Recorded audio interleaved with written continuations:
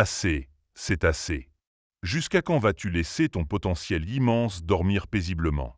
Ce n'est pas une simple question pour meubler le silence. C'est un appel.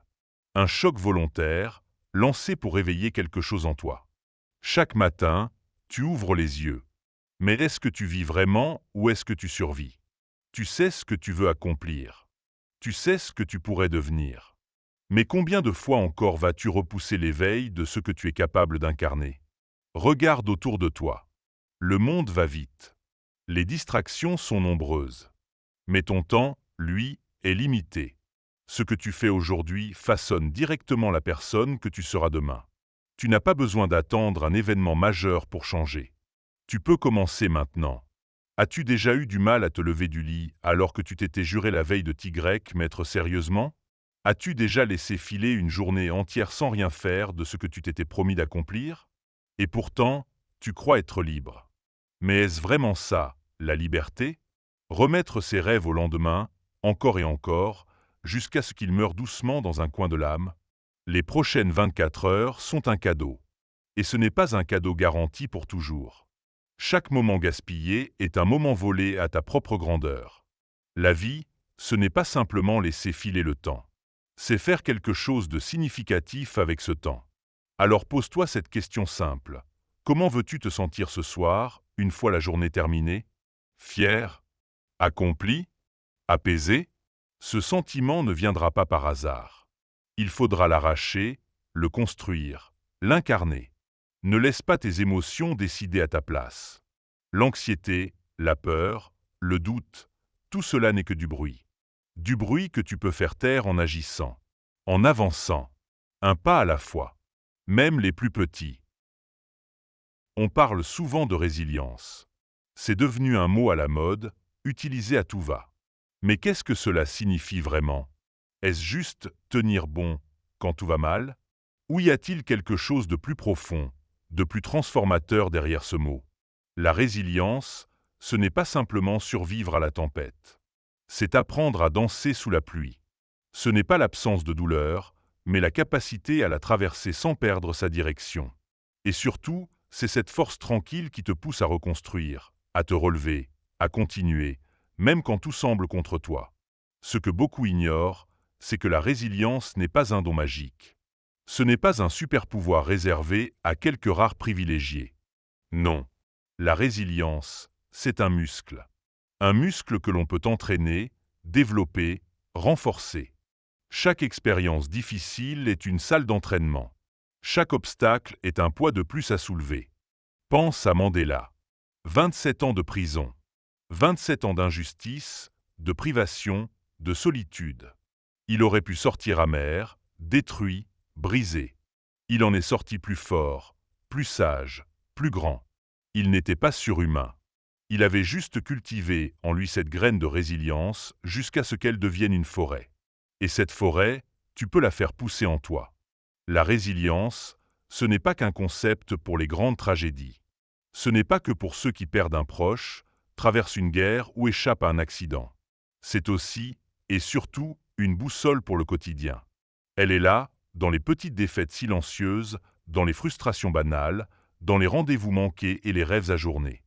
Chaque fois que tu choisis de ne pas abandonner, chaque fois que tu décides de tirer une leçon d'un échec, tu entraînes ta résilience. Mais il faut aller plus loin que cette simple définition. Il faut comprendre comment elle fonctionne. La résilience repose sur 3 piliers: la flexibilité mentale, la force émotionnelle et la capacité d'adaptation. La flexibilité mentale, c'est la faculté de ne pas s'accrocher aveuglément à un plan ou une vision rigide. La vie ne suit jamais le script prévu. Et vouloir tout contrôler, tout verrouiller, c'est s'assurer de souffrir à chaque imprévu. La personne résiliente accepte que les choses changent. Elle s'ajuste. Elle ne lutte pas contre la réalité. Elle collabore avec elle. Ensuite, la force émotionnelle. Non, cela ne veut pas dire refouler ses émotions ou faire semblant que tout va bien. C'est au contraire accueillir ce que l'on ressent. Être capable de traverser la tristesse, la peur, la colère sans se noyer. De pleurer sans se briser. D'avoir peur sans reculer. La résilience commence là, quand tu regardes tes émotions en face et que tu choisis de continuer malgré elles. Enfin, l'adaptabilité. Le monde bouge. Les certitudes s'effondrent. Ce qui était valable hier ne l'est plus aujourd'hui. La personne résiliente n'est pas figée. Elle évolue, elle se réinvente. Elle apprend encore et encore. Et tout ça, ça s'apprend. Ce n'est pas inné. C'est une compétence. Une pratique. Prends un exemple simple. Tu échoues à un examen.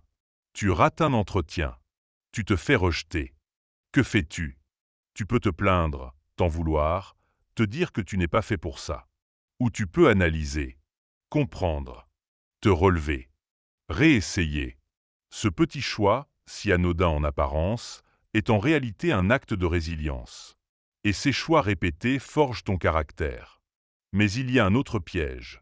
Croire que la résilience, c'est ne jamais plier. C'est faux. Il ne s'agit pas d'être en acier trempé, de ne rien ressentir, de toujours sourire. C'est le contraire. La résilience, c'est plier sans casser. C'est avoir la souplesse du roseau, pas la rigidité du chêne. Parce que celui qui refuse de plier finit toujours par se briser. Regarde autour de toi. Les personnes les plus fortes ne sont pas celles qui font semblant d'être invulnérables. Ce sont celles qui ont appris à tomber sans perdre leur dignité, à échouer sans se perdre, à souffrir sans se détruire. Et puis il y a cette idée souvent négligée, la résilience est contagieuse. Quand tu deviens plus résilient, tu inspires ceux qui t'entourent. Tu deviens une source d'énergie pour les autres. Tu montres que c'est possible, que même dans l'adversité, on peut rester debout, digne et vivant. Parfois, c'est dans le regard d'un enfant, dans les mots d'un ami ou dans le silence d'une nuit difficile qu'on trouve cette étincelle.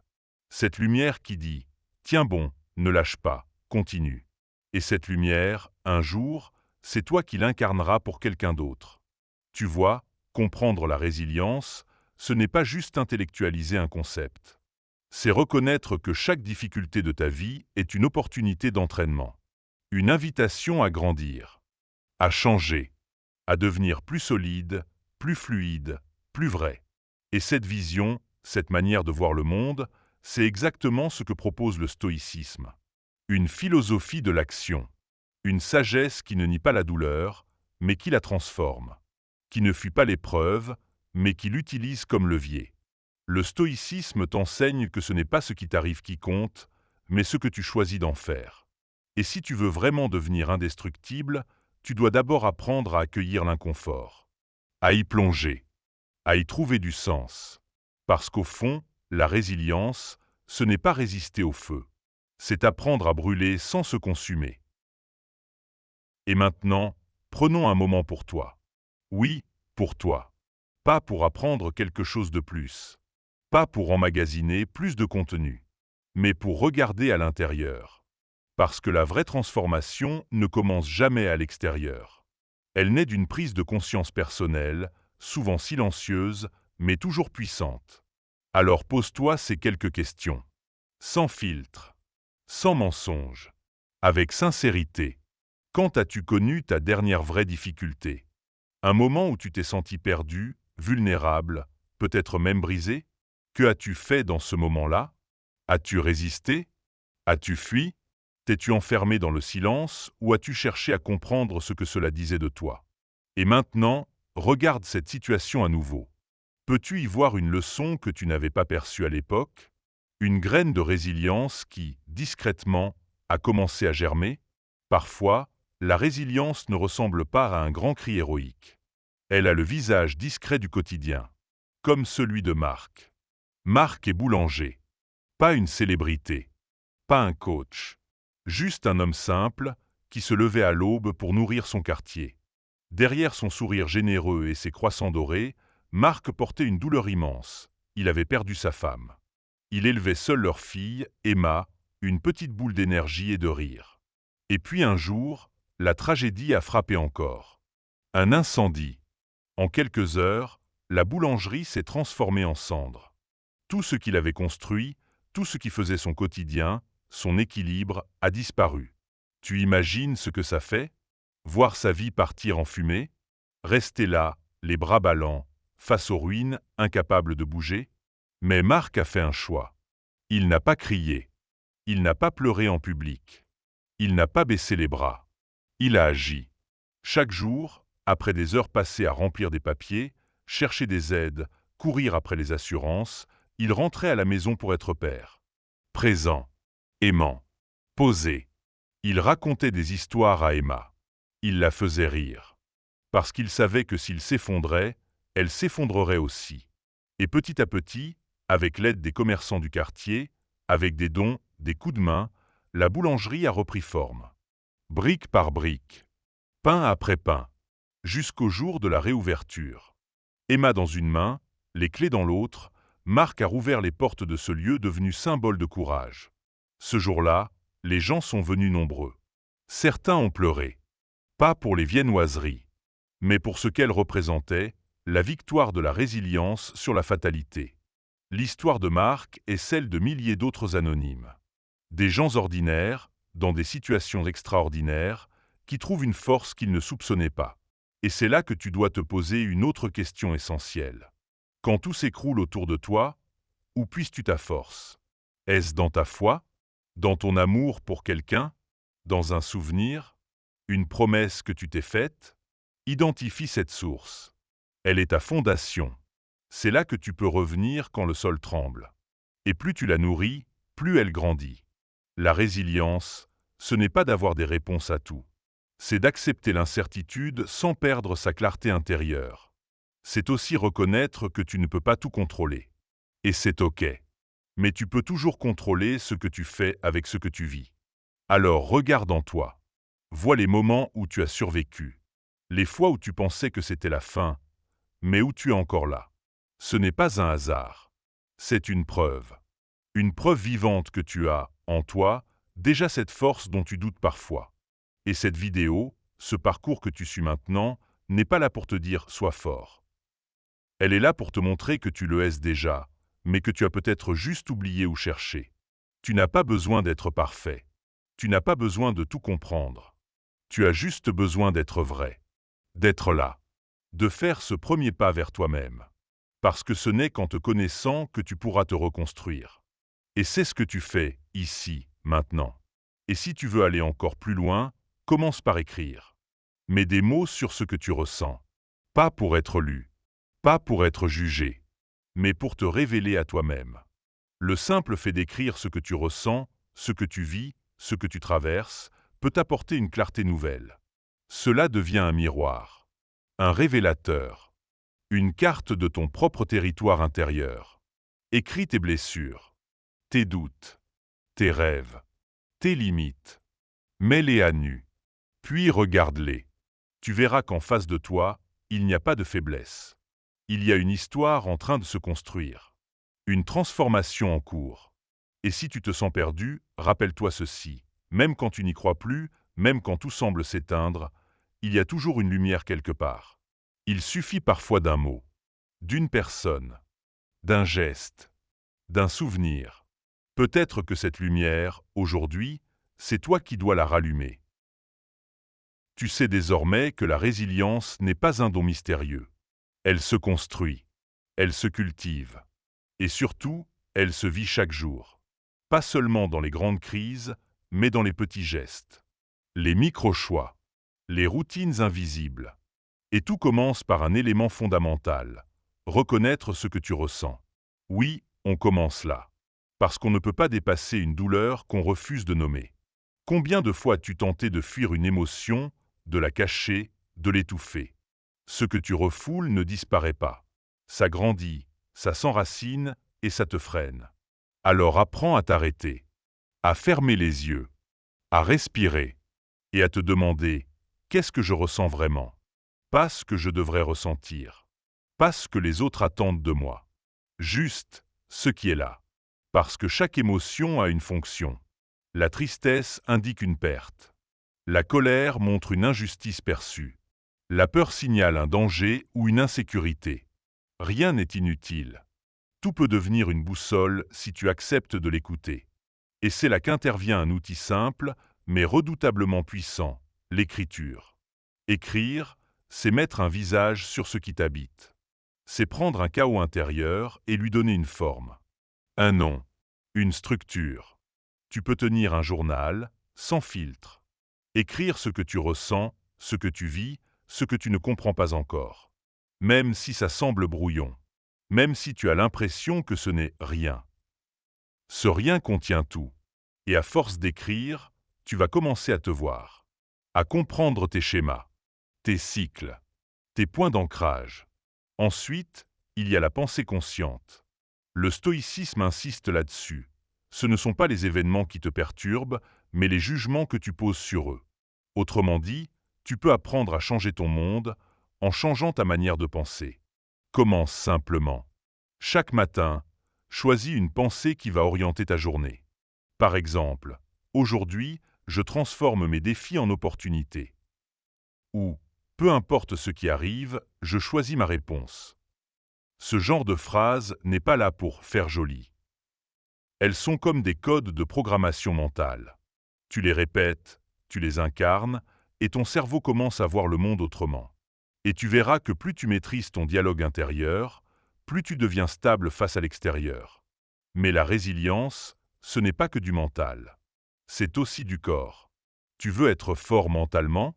Bouge ton corps. Va marcher. Cours. Saute. Danse. Fais du sport. Pas pour avoir un six-pack, mais pour libérer tes tensions, ton énergie, ton stress. Chaque mouvement est une forme de libération. Et si tu veux doubler l'effet, connecte-toi à la nature. Va dehors. Respire l'air. Regarde un arbre. Écoute le silence. La nature a ce pouvoir mystérieux de t'ancrer. Elle ne parle pas. Elle ne juge pas. Elle est là. Stable. Et elle te rappelle ce que c'est que d'être vivant sans devoir prouver quoi que ce soit. Une autre habitude qui change tout, le sommeil. Oui, dormir. Mais pas n'importe comment. Mets en place une routine. Un rituel du soir. Éteins les écrans. Prends un livre. Bois une tisane. Écris une dernière pensée. Le sommeil est comme une recharge pour ton âme. Sans lui, tout vacille. Et bien sûr, les autres. On ne traverse pas la vie seul. Et être résilient, ce n'est pas être isolé. C'est savoir quand demander de l'aide. Quand ouvrir son cœur. Quand dire « je vais mal » sans honte. Les personnes qui t'entourent peuvent devenir ton plus grand bouclier. Mais à condition que tu cultives ces relations. Que tu sois présent aussi pour eux. Que tu écoutes. Que tu partages. Créer un réseau de soutien, ce n'est pas un luxe. C'est une stratégie de survie. Et ce réseau peut commencer petit. Une personne. Une présence. Un message. C'est suffisant. Et puis il y a les petits défis quotidiens. Se dépasser ne signifie pas toujours faire quelque chose de spectaculaire. Parfois, le simple fait de tenir une promesse que tu t'es faite, comme finir une tâche ou appeler quelqu'un, peut être une victoire puissante. La constance dans les petits engagements construit une force intérieure durable. Pense aussi à pratiquer la gratitude active. Ce n'est pas un exercice naïf. C'est une manière de réentraîner ton regard à remarquer ce qui est là, plutôt que ce qui manque. Chaque jour, écris 3 choses positives. Pas besoin que ce soit spectaculaire. J'ai pris un bon café ce matin. C'est suffisant. Ces détails t'enracinent. Et surtout, accepte que certains jours seront durs. Tu auras des rechutes. Tu douteras. Tu voudras abandonner. C'est humain. Mais si tu comprends que même dans ces moments, tu peux être en train de progresser, alors tu libères une puissance énorme. Car la résilience n'a pas besoin de constance parfaite. Elle a besoin de retour. À chaque fois que tu reviens, tu te renforces. Maintenant que tu as tous ces éléments en main, pose-toi cette dernière question. Quelles sont les habitudes que je peux commencer dès aujourd'hui? Pas demain. Pas lundi. Aujourd'hui. Écrire 3 lignes par jour dans un carnet. Aller marcher 20 minutes. Envoyer un message sincère à un ami. Dormir avant minuit. Me dire une phrase de force le matin. Respirer lentement quand je sens le stress monter. Prendre 2 minutes pour regarder le ciel, juste pour exister. Tu n'as pas besoin de tout faire. Tu as juste besoin de commencer. Parce qu'au fond, cultiver la résilience, ce n'est pas faire des choses extraordinaires. C'est faire des choses ordinaires avec extraordinairement de conscience. Tu l'as sûrement déjà entendu, Pense positif. Mais on ne t'a peut-être jamais expliqué pourquoi c'est essentiel, ni comment le faire sans tomber dans l'illusion ou le déni. La pensée positive, ce n'est pas se mentir à soi-même. Ce n'est pas faire semblant que tout va bien. C'est choisir, en pleine conscience, de voir les choses sous un angle qui te donne du pouvoir, et non qui t'écrase. Imagine que chaque pensée soit une couleur. Si tu peins ton monde avec du noir, tout semblera étouffant. Si tu choisis consciemment d'ajouter des touches de jaune, de bleu, de vert, alors, même dans le gris, tu verras une ouverture, une nuance, une perspective. Tu n'es pas obligé d'aimer ce que tu vis, mais tu peux choisir comment tu le regardes. Marc Aurèle disait « Notre vie est ce que nos pensées en font ». C'est une phrase simple, mais d'une profondeur redoutable.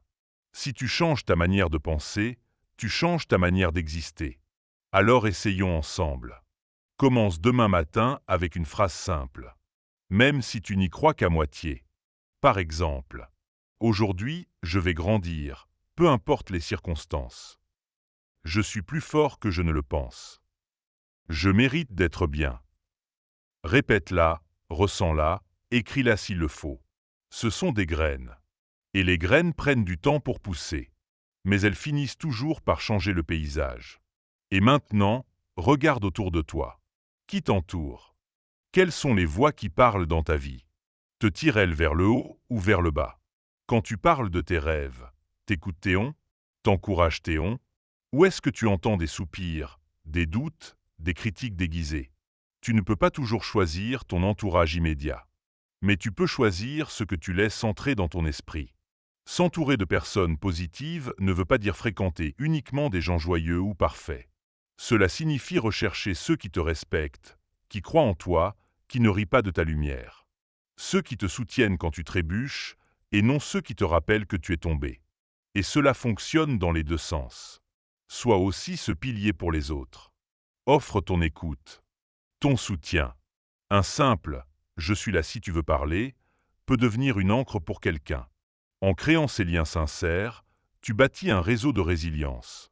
Pas une façade sociale. Une base émotionnelle solide. Des êtres humains sur qui tu peux compter. Et qui peuvent compter sur toi. Ton environnement ne se limite pas aux personnes. Il inclut aussi ce que tu consommes mentalement. Que regardes-tu? Que lis-tu? Que scrolles-tu pendant des heures? Si ton fil d'actualité est rempli de comparaisons toxiques, de conflits, de négativité, il est normal que tu te sentes vidé, stressé, éteint. Ton esprit digère ce que tu lui donnes. Nourris-le avec conscience. Abonne-toi à des créateurs qui t'inspirent. Lis des livres qui t'ouvrent. Écoute des podcasts qui t'élèvent. Change ton alimentation mentale et tu verras ton humeur se transformer. Et parfois, il faut faire du tri. Nettoyer. Supprimer. Dire non. Non aux conversations vides. Non aux gens qui te font douter de ta valeur. Non aux habitudes mentales qui te sabotent. Ce non est un acte de bienveillance envers toi-même. Mais attention, penser positif ne veut pas dire fuir la réalité. Il s'agit de l'affronter avec une intention constructive. De te dire « oui, c'est dur, mais je peux en tirer quelque chose ». C'est accepter l'émotion, puis choisir l'action. Un bon exercice pour cela, c'est de reformuler les pensées automatiques. Par exemple, « je suis nul » devient « je suis en train d'apprendre ». Ça n'a servi à rien devient « j'ai appris ce qui ne marche pas ».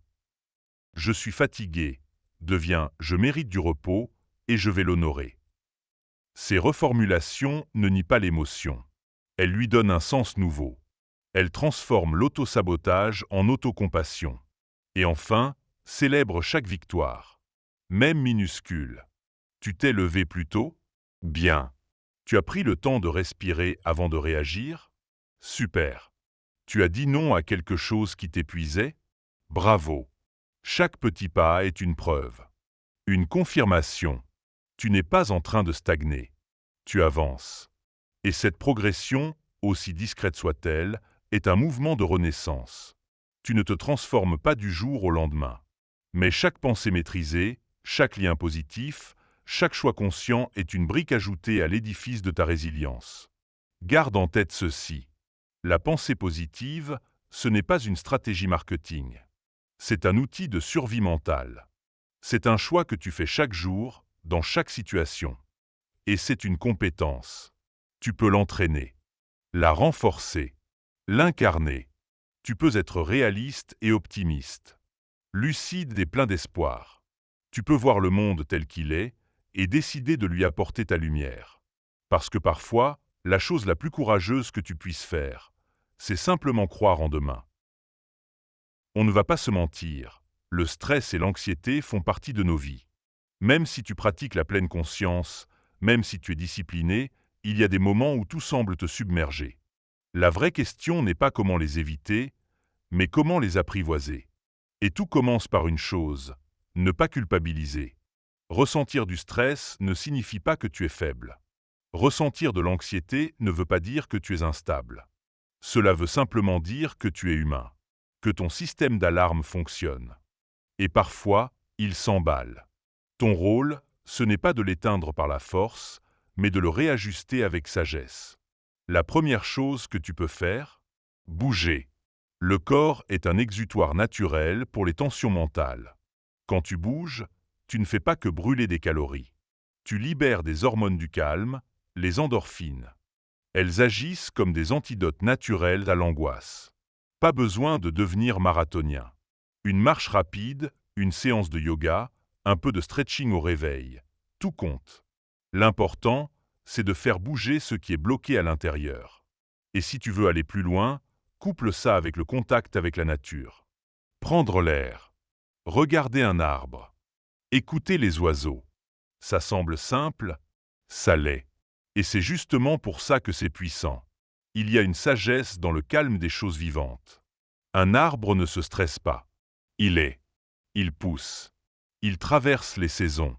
Et toi aussi, tu peux apprendre à être, au lieu de toujours faire. Ensuite, regarde ta routine de sommeil. Le stress est souvent le fruit d'un cerveau épuisé. Si tu ne dors pas assez, ton mental perd sa clarté. Tu réagis au lieu de répondre. Tout te semble plus lourd, plus menaçant. Reprendre le contrôle commence par offrir à ton corps ce qu'il réclame le plus, du repos de qualité. Créer un environnement propice au sommeil. Éloigne les écrans. Diminue les lumières. Installe un rituel. Un moment de lenteur avant d'entrer dans le silence. Le sommeil n'est pas une interruption. C'est une réparation. Et quand tu te réveilles, ne saute pas directement dans le bruit. Accorde-toi 5 minutes de calme. Respire. Étire-toi. Bois un verre d'eau. C'est une façon de dire à ton esprit « Aujourd'hui, je commence en paix ». Mais parfois, même avec ces pratiques, l'anxiété revient. Sans prévenir. Sans logique. Elle serre la poitrine. Elle bloque la respiration. Elle envahit les pensées. Quand cela arrive, reviens à l'essentiel. Ta respiration. Oui, juste ça. Pose une main sur ton ventre. Inspire lentement par le nez. Sens l'air descendre. Expire par la bouche. Longuement. Concentre-toi uniquement sur ce mouvement. Tu n'as besoin de rien d'autre. C'est un ancrage. Une corde de sécurité. Ton souffle est toujours là. Il ne ment pas. Il ne juge pas. Il te ramène à l'instant présent. Et tu peux renforcer cela avec des techniques simples. La respiration 4-4-4. Inspire 4 secondes, retiens 4, expire 4. La cohérence cardiaque. 6 respirations par minute pendant 5 minutes. Ou juste un mantra intérieur. Je suis ici. Je suis vivant. Je respire. L'anxiété adore te projeter dans un futur incontrôlable. Le souffle, lui, t'oblige à revenir ici. Maintenant. Là où tu es encore maître de toi. Mais n'oublie pas, tu n'as pas à gérer ça seul. Parler à quelqu'un. Écrire un message. Appeler un proche. Ou même consulter un professionnel. Ce n'est pas un aveu d'échec. C'est un acte de courage. Reconnaître ses limites, c'est faire preuve de maturité. Et parfois, en racontant ce que tu vis, tu réalises que ce poids que tu portais était plus léger que tu ne le croyais. Ou que tu n'étais pas le seul à le porter. Et si tu veux t'auto-accompagner, tiens un journal de stress. Note les moments où tu te sens anxieux. Ce qui les déclenche. ce que tu ressens et ce que tu fais ensuite. Avec le temps, tu découvriras des motifs. Et en les voyant, tu pourras mieux les anticiper. Enfin, apprends à créer des zones de récupération dans ta journée. Des pauses. De vraies pauses. Où tu ne fais rien. Où tu respires. Où tu écoutes de la musique. Où tu regardes le ciel. Ce sont des moments de régénération. Ils ne sont pas inutiles. Ils sont essentiels. Le stress n'a pas besoin d'être combattu tout le temps. Il a besoin d'être dilué, espacé, accueilli sans panique. Et puis il y a une pratique puissante, souvent sous-estimée, la visualisation. Assieds-toi, ferme les yeux et imagine-toi dans un lieu où tu te sens bien. Un souvenir réel ou une scène imaginée. Vois les couleurs. Entends les sons. Ressens la chaleur ou le vent. Ton cerveau ne fait pas la différence entre l'imagination et le réel. Ce que tu visualises a un impact direct sur ton système nerveux. C'est un entraînement au calme. Et quand tu ajoutes à cela la reconnaissance active de tes progrès, tu crées une spirale ascendante. Chaque jour, demande-toi, qu'est-ce que j'ai réussi à traverser aujourd'hui? Même une micro-action. L'avoir faite malgré la peur, c'est une victoire. Tu vois, gérer le stress et l'anxiété, ce n'est pas devenir un moine bouddhiste. C'est reprendre contact avec ton humanité, ton rythme naturel, ton besoin de silence, de sens, de respiration. Et plus tu crées ces espaces, plus tu deviens solide, moins réactif, plus présent. Ce n'est pas une fuite, c'est une reconquête intérieure, un acte de lucidité et d'amour. Pour toi, et pour ceux qui comptent sur toi. Tu es arrivé jusqu'ici, et ce n'est pas rien. Ce que tu viens de faire, ce n'est pas simplement regarder ou écouter un contenu. C'est un acte de présence envers toi-même. Une déclaration silencieuse mais puissante. Je veux avancer. Je veux changer. Tu as traversé des principes. Tu as rencontré des idées. Tu as senti des vérités te toucher. Certaines t'ont peut-être bousculé. D'autres t'ont apaisé. Mais toutes ont ouvert un chemin, celui de la transformation durable. Et cette transformation, elle ne se produit pas d'un coup. Elle n'est pas spectaculaire. Elle est quotidienne, discrète, intérieure. C'est dans le moment où tu choisis de respirer avant de répondre. Dans celui où tu écris ce que tu ressens au lieu de le fuir. Dans le silence que tu t'accordes au milieu du bruit. Dans le respect que tu te donnes quand tu dis non. Dans la confiance que tu nourris quand tu crois en demain. Dans chaque petite victoire que personne ne voit, mais que toi, tu sens. Tu sais désormais que le stoïcisme n'est pas une philosophie figée dans des livres anciens. C'est une pratique vivante. Un art de vivre. Une manière d'habiter le monde avec courage, calme et conscience. Ce n'est pas être impassible. C'est être ancré. Ce n'est pas être dur. C'est être solide. Ce n'est pas rejeter l'émotion. C'est apprendre à la traverser avec dignité. Et tout ce que tu as entendu ici, ce ne sont pas des dogmes. Ce sont des outils, des leviers, des invitations à façonner ta propre voix. Il ne s'agit pas d'imiter. Il s'agit d'incarner. Et maintenant que tu portes ces idées en toi, la vraie question, la seule qui compte, c'est qu'est-ce que tu vas en faire? Tu peux refermer cette vidéo et passer à autre chose. Ou tu peux t'arrêter, prendre une respiration et choisir un premier pas. Pas un projet immense, pas un changement radical. Juste une chose, une seule. Peut-être écrire tous les soirs 3 phrases sur ta journée. Peut-être dire à une personne ce que tu ressens vraiment. Peut-être marcher 10 minutes par jour en silence. Peut-être prendre un moment pour toi, juste pour respirer. L'important, ce n'est pas l'intensité. C'est la régularité. Le vrai changement ne vient pas d'un coup d'éclat. Il vient de la répétition intentionnelle. De ce que tu fais quand personne ne regarde. Et tu vas oublier. Tu vas te perdre. Tu vas rechuter. Mais tu sauras revenir. Et chaque retour sera une victoire. Parce que tu auras compris que la force n'est pas dans la perfection, mais dans la capacité à se relever encore et encore. Ce que tu construis, c'est une vie où tu choisis, où tu ne subis plus, où tu réponds au monde avec lucidité au lieu de réagir dans l'urgence, où tu cultives un regard plus vaste, plus doux, plus fort. Et tu n'as pas besoin d'avoir tout compris pour avancer. Tu n'as pas besoin d'être sûr de toi. Tu as juste besoin de t'engager un peu plus chaque jour, avec honnêteté. Parce que ce n'est pas l'absence de peur qui fait la force. C'est la capacité à continuer malgré elle. Et tu n'es pas seul. Tout ce que tu vis, d'autres l'ont vécu. Ce que tu ressens, d'autres le ressentent. Et c'est en partageant ton chemin que tu peux inspirer, apaiser, élever.